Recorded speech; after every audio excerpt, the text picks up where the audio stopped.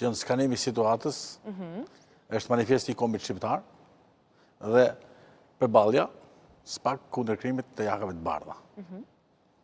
E për të ardhur tek pyetja juaj. Faleminderit për librat. Faleminderit për mundësinë që më thatë.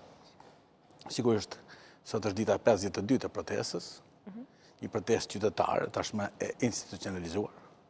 Për herë të parë kemi një protestë, pavarësisht përpjekjeve disa herë për ta kapur, edhe për t'i dhënë drejtim të dhunshëm, protesta ja ka dalë që të kontrollohet dhe është e vetmja protestë në vite që është një protestë qytetare.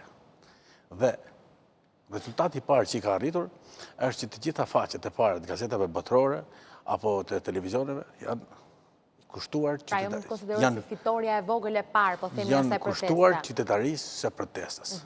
Ka patur përpjekje për ta pronësuar, për ta përvetësuar grupe të ndryshme, sa dy ka, do të thënë, njerëz me parti, pa parti, të partive të ndryshme, po që i bashkon kërkesa imediate, rrëzimi e establishmentit vjetër 35 vjeçar.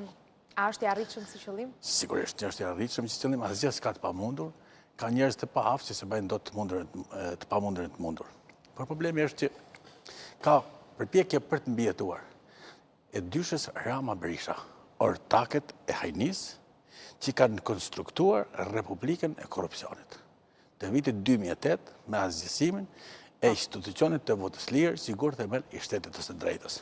Pra kërkesa është kundër këtij trinomi, sepse ka qenë dhe i tjetër, zoti Meta, i cili tani është në qeli. Dhe kemi një marrëveshje tjetër të zotit Berisha me zotin Rama për të zgjatë jetën kësaj republike të diktaturës së korrupsionit. Pra një diktaturë korrupsioni. Kemi pra një popull të shesh, një referendum qytetar që po i bën një Nuremberg, do të thënë kështu figurativisht, kësaj republike të korrupsionit.